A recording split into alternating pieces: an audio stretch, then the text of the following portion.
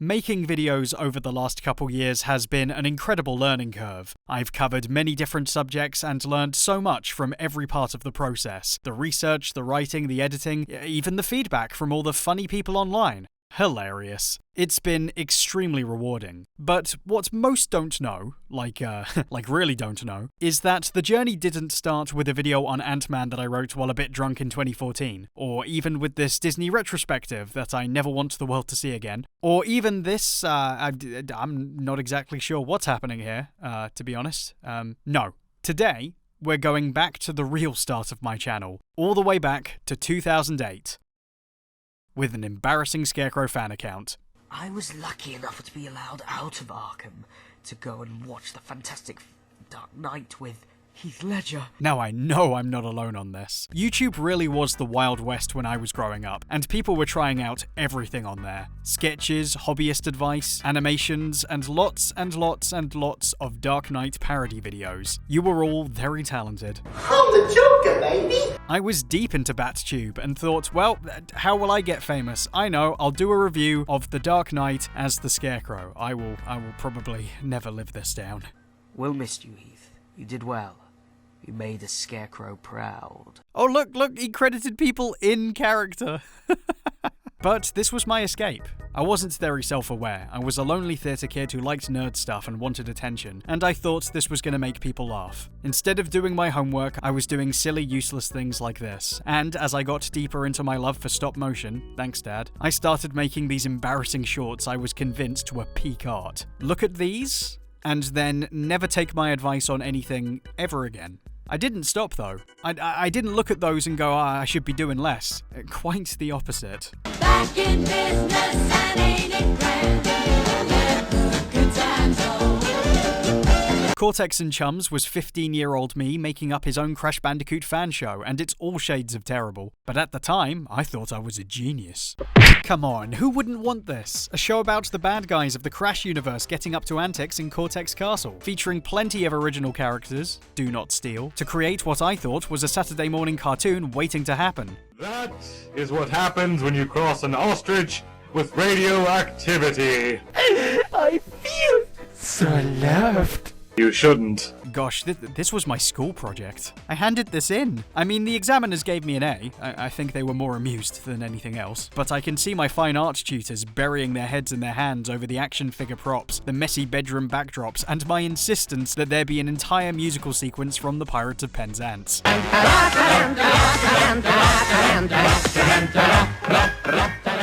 Listen, Frasier would have done it too. It's fine. I could have been doing so much else, growing my social skills, doing my homework, but no, I had to be Spielberg. You're sure this is safe? Nope. That's why we're testing it.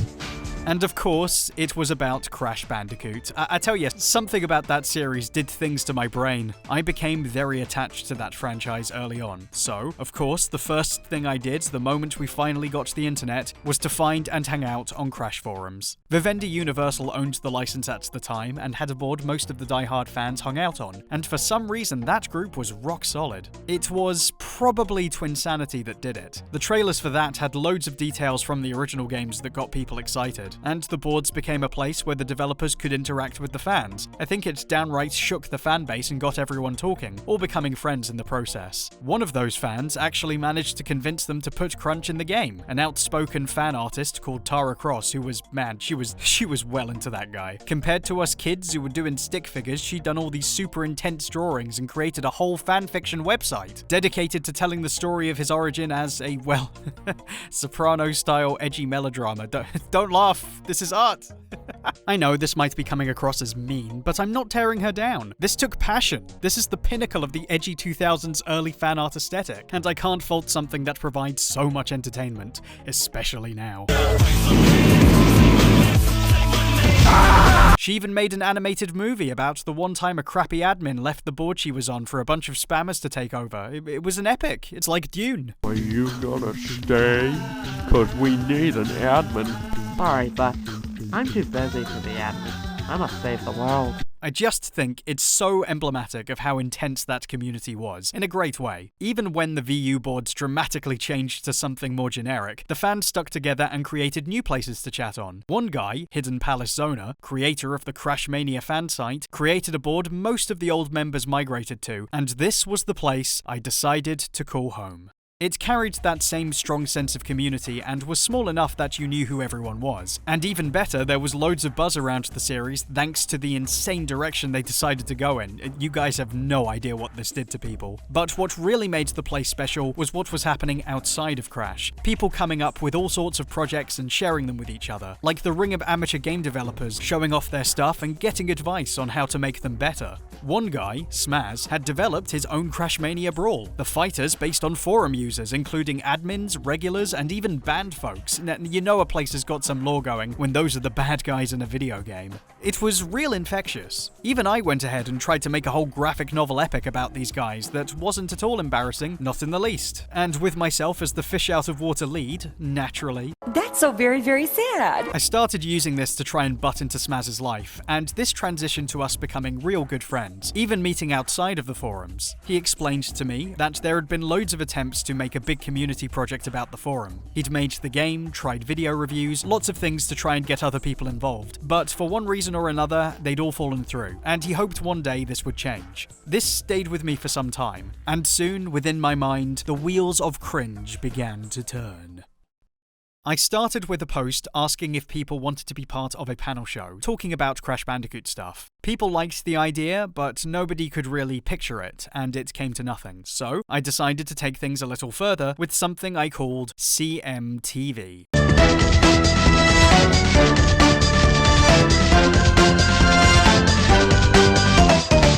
I put together a couple of teaser videos designed to give an idea of the kind of thing we could create. That I could make these plasticine models, take pictures of them, edit something, and upload it. The characters I made were mock-ups based on the forumites that I figured had to be in the show, using their personalities and interests to make what I thought would be fun characters in a big community project. Nothing I made was great by any stretch of the imagination. It was all very, very bad stuff. But what I didn't realize was that I'd made a proof of concept, and enough to get people to go, hey, this could get made. People started messaging me, wanting to take part and lending their voices to the project. Some handing me scripts and ideas for different topics we could cover. And then HP himself announced he wanted to get involved, and it just went nuts from there. Beatmars, can I have a word with you? Sure, what's on your mind? Where are my arms? Or features, for that matter, and why am I being voiced by you? I was thrilled to be host to everyone's efforts, and made a couple more teasers to keep the momentum going, finally taking the opportunity to create, what else, a Dark Knight parody of my own. You've got an election to think about. If I don't stop the spammers, there won't be any election. Smaz was on board almost immediately as a writer, and together we discussed everything we wanted to try. The original plan was that we'd have lots of different segments written and voiced by the other members. Game reviews, art critiques, sketches and skits, emailing me all the pieces I would shoot and edit into the videos. And in between these, there'd be a story written by the two of us that would show the goings-on at the studio. Essentially the Muppets for a Crash Bandicoot forum. But people totally contributed, and I set about doing what I thought would be low effort enough to keep up every month. I'd pose the models and present the video mostly as a bunch of still pictures accompanying the voices, trying to do little bits of movement every now and then, and it came together very quickly. What do you think of the show so far, Smaz? You should ask someone who is paying attention, like HP. Where is that big hairy giant anyway? Millen, stupid overpriced fish. There was one moment where we lost a guy and thought we'd be screwed, but two other members stepped in to fill the gap, and lo and behold, CMTV was born. Big air quotes.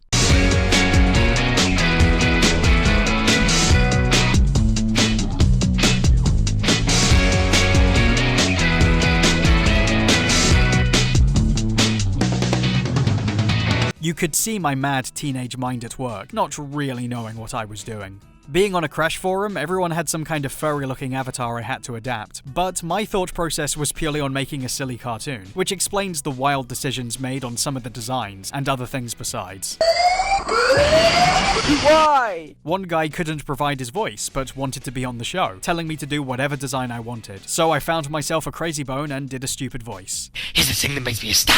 This is my twin brother. He's a blob. The guy was very pleased. It was a messy show, with me not able to see my tiny camera screen to check if anything looked good or bad, and making lazy efforts with the props. Ye gods, the background of the show was the Spider-Man Flip and Trap playset. What was I thinking? You couldn't always understand what was being said, or even what you were looking at. I didn't understand audio levels or armatures or any of the things I needed to make it work, but what matters is we got it done. We had an episode 1. And then an episode 2, and an episode 3, and a Christmas special. Reception to the first episode was whatever, but we really found our groove by the second, sorta. And I think the effort on the part of everyone involved lifted it way above what it actually was, which is, well, 480p. Booyah, click, click, booyah. Polyrhythm made critiques of the art posted to the forum to showcase people's talent. The lack of real shading makes this look almost like a printer or cutting and gives it a real, unique edge. Kurasan and BM Spriter made game reviews of whatever they'd been playing. For those who don't know, there is a difficulty level in the game. It's decided by which path you choose in the first level. That, which itself is contingent upon which part of the level you decide to explore. The gameplay in the Wii version of Punch-Out is the same dance like a fly, bite like a mosquito style that made the original so great, but the graphics have seen a quantum leap into 3D and took on a nice cel-shaded look. We had a news section talking about things going on in the world of Crash, swapping in different people as newscasters to test them out on the show. Crash Mania's pages currently have the response from Mr. Kearney, who advised Ice Swamp to contact John Burton, who decided to go a step further and provide us with footage of an original pitch for Wrath of Cortex. Smaz did these excellent documentaries about various aspects of Crash lore, and I think the best one was definitely when we decided to spice it up and to make a tourist travel show called Smaz Holidays to talk about the game's locations. And now, to land and crash the plane! Some of them hit the deck, like my weird history segments about the forum. This lad used to please his mother by doing good deeds and stealing people's shoes. But I'm kinda proud of the one where I collected the memes we'd posted over the years. Memories we've been sharing. Plenty different ideas started to pop up as it went on. Rob had the game makers do a title screen competition, JB advertised one of the real-ass video games he'd made, and at the end of every episode we chose a different famous movie to parody. The spaghetti westerns, Back to the Future, Die Hard, and, as can only be expected, Star Wars. Oh, for goodness sakes, you got an A in English, and you still can't even speak. Have a lightsaber. On me, without any consequences at all. Yay! You will tell me exactly where your rebel friends are once I release the probe. Hey! No! The parodies were mostly an opportunity to play on jokes we'd make on the boards and the whole, ooh, what character would we all be thing that you'd always go on about when you were kids. I'm here to give you a weapon. Wait, I think I got that right. I am truly a Bruce Willis type. Oh, you have got to be kidding me. I always lost steam once we got to the third act of these because I'd spent so long adapting much of the start, which was something I wanted to fix on what might be, if only by our own low standards, our best work yet.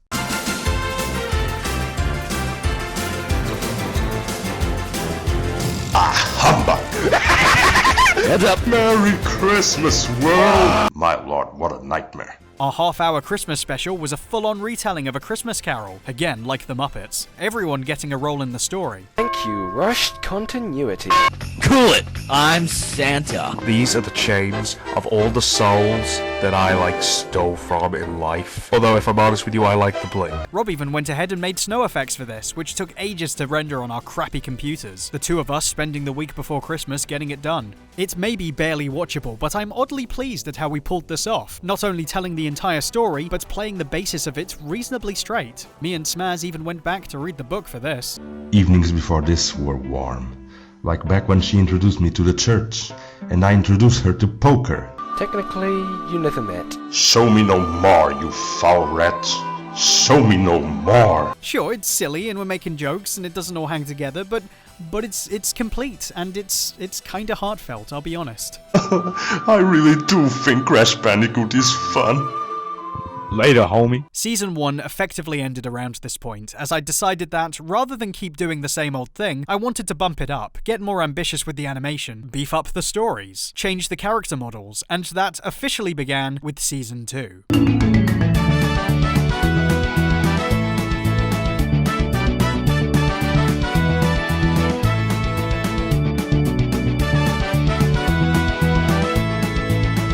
The The changes were fairly obvious, and some were completely by accident. We only went widescreen because I finally got a laptop, and iMovie effects were used in all their tacky glory. Teenage Mutant Moderators! Teenage Mutant Moderators! We did add a couple of new segments, with Ike and Kai joining in on game reviews, while Smaz had this amazing idea for a game show section with yours truly as the host. In the end, we only made 2, but they managed to become a great way to get a bunch of members involved at once and mix up the character groups. You go, girlfriend. She earns a point and I earn some therapy. I know, I'm talking about all of this as if it was a real show, with great thoughts behind it, while you're seeing some goblin production. But I stress that everything I tell you is from the perspective of teenaged B. And yeah, even a bit of me at the time was going, I'll never get away with this. But I kind of did. Finally, we take a look at the weather over the Sonic fanbase. What's it like, Venusy? Storming.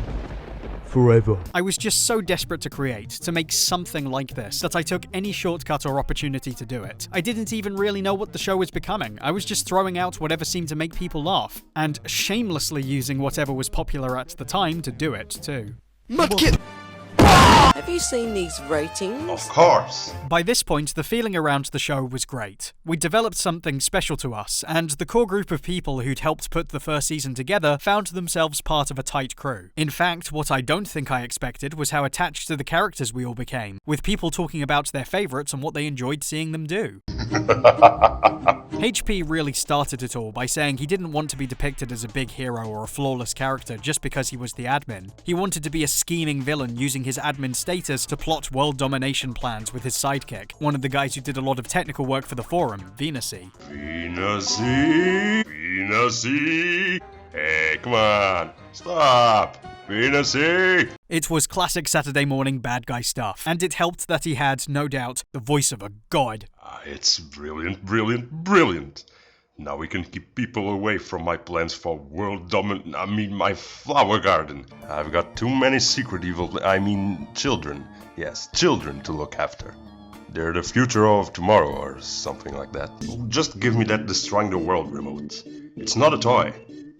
Whee! HP was the one who served as our comedy baseline, and I think he felt like the heart of the whole thing the way he did around CM. Side note, whenever he would send me the lines, he'd give them all funny titles related to whatever he was saying, and I haven't shared these for 12 years. She crazy like a fool. It's cute. I actually don't drink alcohol. I'm sober. Smaz was a forum moderator and acted as our good guy. He was still a crazy cartoon, but I always felt he was the wise, level-headed person on the forum with a skewed sense of humour. Only made sense he would be that way on the show too. Now this is a story all about how Naughty Dog got twisted upside down. I'd like to take a minute and ignore your pains and tell you how radical changed the game's happy. As mentioned, Smaz co-wrote a lot of the episodes, and he was the one who first sent me a script trying to create a bigger storyline, which we workshopped later into one of my favourites. A flood!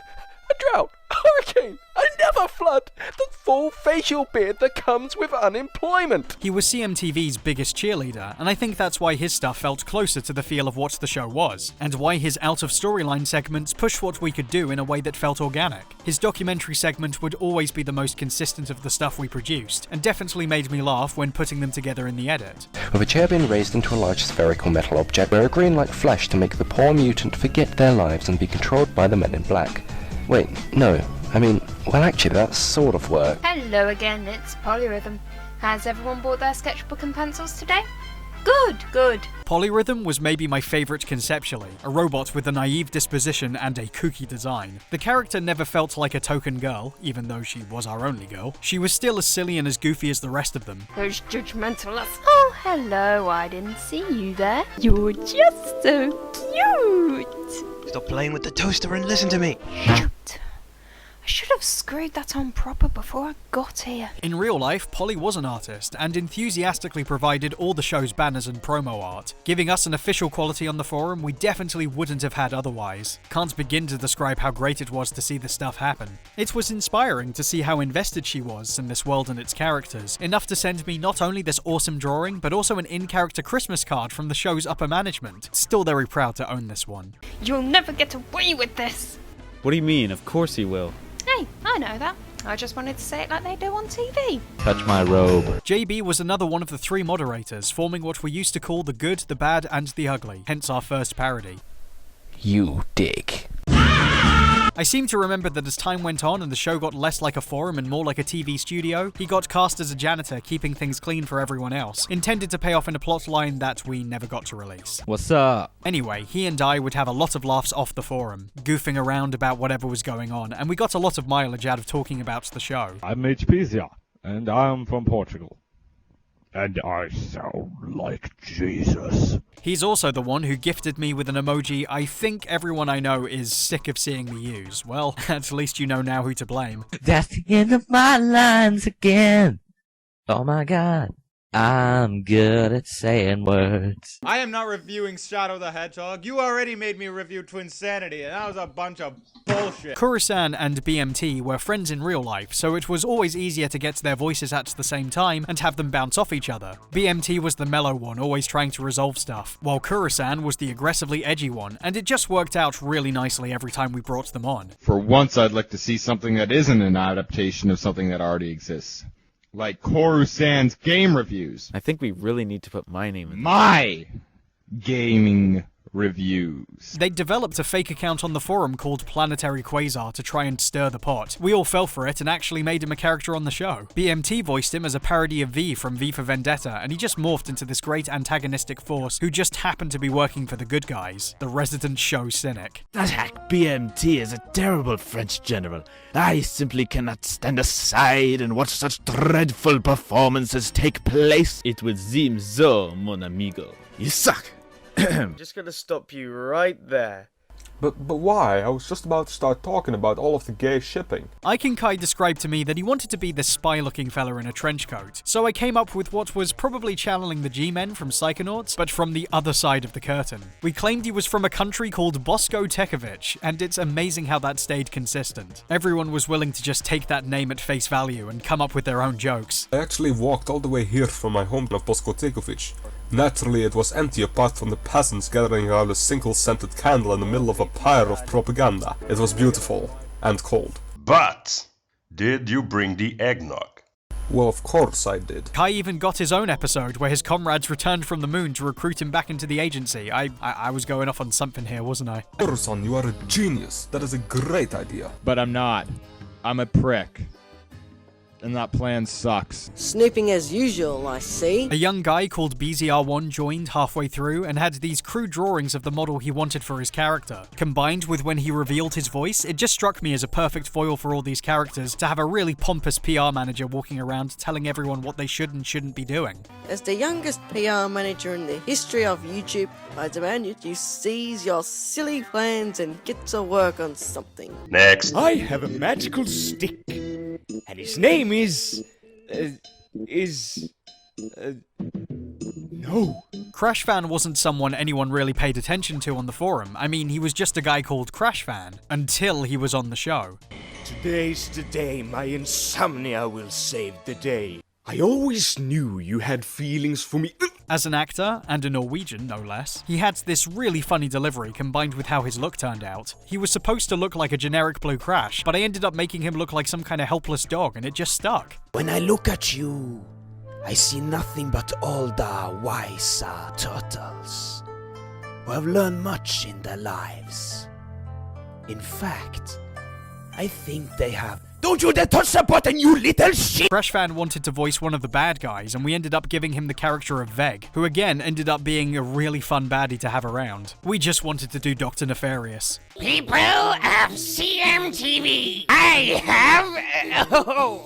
I didn't realize you were busy. Actually, now's a pretty good time. He was actually based on a really weird band forum member, who I think saw the show and was kinda happy about it, so probably all good, I guess. Well, I could not find Uncle Phil. I found Dr. Phil! A couple people came and went, loads of one-off forumites who lent a voice here or there, maybe just asking for a model made so they could say they'd been on the show, but a few more regulars squeezed in before the end. We added a bunch of new villains in episode 5, again based on past and band members, but 2 were actually regulars on the board and remained regulars on the show. Dr. Taranuk becoming a sort of rival to HP, and OGB as one of Veg's downtrodden henchmen. Let's see if you can handle what happens when a dream does come true. Isn't that a good thing? It is good if you dream about killing your friends or those biscuits that only seem to exist in France now. Hell, there was this guy called Papu. He was infamously banned for talking about how awful CM was and how he was going to take revenge by making the site Papu's Planet. Oh no. And we cast him as a Hannibal Lecter type bad guy pulling strings from prison. I forgot how much lore there was here. Wow. I'm sure I recognize the number. It is appreciated, even if you are not. Oh, you're very welcome. After so long voicing the character based on him myself, I actually went out of my way to get the real Venusy on the forum to voice his role for the summer special. I partly wish I hadn't done that now because his microphone was terrible and nobody could understand a word he said. Nothing too serious, just a protocol I designed. Gekins happens to have a portal to hell under his box.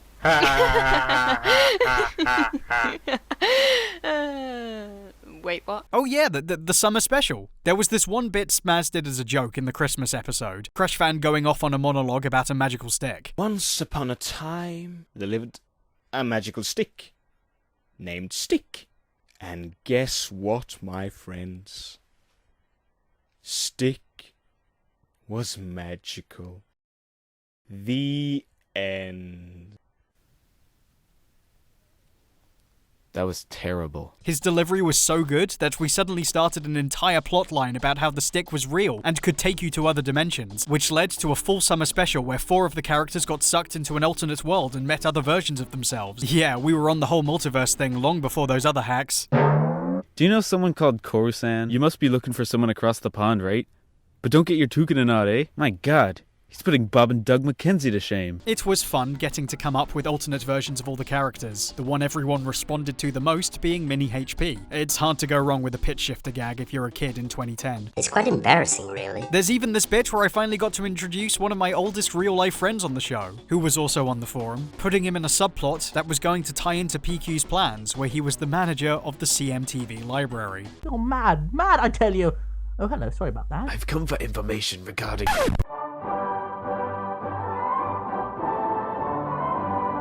We were messing about more with the characters at this point and trying different formats. I was that tired. I think my favourite was the Halloween special, where we made everyone a spooky monster, with me as a live-action narrator like Vincent Price, and my mustache kept falling off. Join me as I chew more scenery than a pack of hungry beavers in a Wild West set. There was this whole thing about HP being an amnesiac vampire. Chuck sure is taking his time. Oh, this mirror sure is taking its time. I'll get the garlic. This running joke where BZR kept dying and coming back as different monsters like LeChuck. There's no time to lose. I don't know why, but there's a vibe to this and some of the jokes I came out with that still tickles me, even though it probably shouldn't. I'll let you be the judge. Holy Frankenstein's underpants on St. Peter's Day. With that peg leg and that straitjacket and that mask. It's amazing he could murder anyone. How exactly did he murder someone then? That's a very good point, actually. Our second Christmas special even revealed more about the structure of CMTV's management. Yes, I really overthought this. You know, when I took over CMTV 2 years ago, I had one thing and only one thing on my mind. Pleasing the masses. JB provided the voice for the corporate guy at the top, and messed up his voice so bad he flinched every time I asked if he'd be up for another episode. I thought you said the profits were all in your super secret. Shay, no, shut up, shh. What was that about the profits? Oh, I just frittered them all away on women and wine. I totally didn't spend them on secret evil schemes, if that's what you're thinking. And if you were, then why the hell would you do that? It was barely about Crash anymore. This was a whole world of characters in their own weird universe, and that level of ambition for something like this, probably wasn't for the best. It's really my fault that things fell apart. The wife took it in the divorce. Where is she now? 6 feet under in an iron box. But I never told you that. Because I was getting so ambitious, things were taking longer to put together, and even the corners I'd cut were getting cut down more than usual. It became more and more on me and Smaz to come up with all the writing. People stopped making segments and just sent in their voice files, so suddenly the workload doubled in ways that were never going to be sustainable. There was also my personality. I developed some bad habits and traits that led to a lot of falling outs, taking out my aggression on people who didn't deserve it, on top of the fact that in my life, school was coming to an end for good. By that time, I was getting into the video essay thing, which I could mostly do on my own. Don't worry, I made my peace with pretty much everyone I could, but I knew it was time to move on. 40 or so videos were made of CMTV content in the end. There was an episode 9 in the works, a few small parodies and some other ideas, but in the end, none of it was finished. The last video released was a review of Shadow the Hedgehog. Do you mind? I'm trying to play a game over in the other room. What game would that be? Sonic Colors. You do not deserve to tell me to be quiet. And then I was out. There was an odd blip around this time where I decided I was going to make some radio plays and flex my writing muscles on the ever-classic Voice Actor Alliance forums. There's some real memories for some of you. I did an original script, which sadly never happened because so many actors dropped out, and then of all things, I wrote an Earthworm Jim radio play that got 2 episodes deep until some of the cast of that dropped out too. Again, hard for me to go back to, for so many reasons, but there's still a few bits and pieces there I kind of like. Jim, come in, Jim. Don't be dim, I'm using your sim. Without it, well, you probably never would have gotten some of the work I've done since, so maybe it was best I did those. I never gave up on CMTV completely though. In fact, I had it in my head that what it needed was a reboot. That it would be great if we could take these characters and make an actual funny variety show. A couple changes made here and there, I thought it'd be easy. But of course, it wasn't. I was still a super young person, with a lot of dreams for what I thought would be feasible, and making a claymation show like that on your own? Not feasible. At university, I carried the torch for the show with me in all my doodles, and even kept making updated versions of the characters, but my skills were never up to scratch, and the better I got at animating and drawing, the more I realised how out of my depth I was. My friends were brutally honest with me about its faults when I would pitch it, and how it just wasn't clicking with them. A variety vaudeville type cartoon is my dream, not a lot of other people's. I did at least achieve one dream in getting to make a proper animated short film, the story of which is, well, for another time. I'm quite proud of how that came out now, especially thanks to the many people who made it possible. It even helped me get onto a 2-week course to do some animation at Aardman, which is, you know, a great way to bring it full circle for a stop-motion kid, right? And Aardman was wonderful, and I learnt loads, met some of my heroes who had some great things to say, but, and this is the truth, I realised when I was checking my watch at 3 o'clock to see how much longer a shot would take, I would never, in my heart of hearts, be a professional animator. I just wasn't into it. Sounds horribly ungrateful, but it was a very bitter pill to swallow, and I took it very seriously. Enough to walk away from the scene completely as soon as the course was over. I never regretted being there, of course. I got to stand in a room with Richard Williams and have him yell about how that f***ing bouncing ball is everything! Everything! R.I.P., you absolute unit. I haven't missed being in the world of animation. I have loads of friends still there who've made it very far. I'm really, really pleased for their success, and I don't think it was a waste of time for me either. I still draw, I still use a lot of what I've learned, and I like having those skills in my back pocket. Hey, you never know when a car might break down on the M6 in need of a bit of squash and stretch. But I have, in some ways, missed being able to talk about this. CMTV was a big part of my life. It's not something I revisit without some regret, and, well, it's not good enough to show you guys in full. Trust me, you've seen most of what you're missing right here. It's not like Gorilla Interrupted, where you go back and find it's actually brilliant. This is almost incoherent. It would need a lot of work to be worthwhile, and it just ain't a good idea. I bared my arse enough today, alright? So you got your fill. But looking back, the effort impresses me. I'm like, weirdly proud I got to make something in my lifetime along those lines. Only 5% successful? Maybe, but that's more than zero. Really what we were doing was showing everyone the closeness of our forum, and I did see people there change their attitudes as a result. It broke down the barriers, made us feel like we were in this together, and that's a cool thing to have contributed to. I'm still in contact with a handful of them, and I hope they realise that, while it didn't really matter in the grand scheme of things, I was very grateful they were willing to be involved. Life's a little less boring because of its existence, and if nothing else, it's taught me easily the most important lesson of my entire YouTube life. Finish what you start, even if it sucks. And trust me, it probably sucks. Goodbye. Thanks for watching, everyone. I'm fairly sure I just shot my credibility in the foot for bringing any of this up, but I'd like to, while I can, thank all my patrons for helping me get to this point. I hope it's obvious how wild a step this is from where we all began. If you enjoyed this, please check out my other stuff I have going on, follow me on all my socials, and I'll see you all in the next video.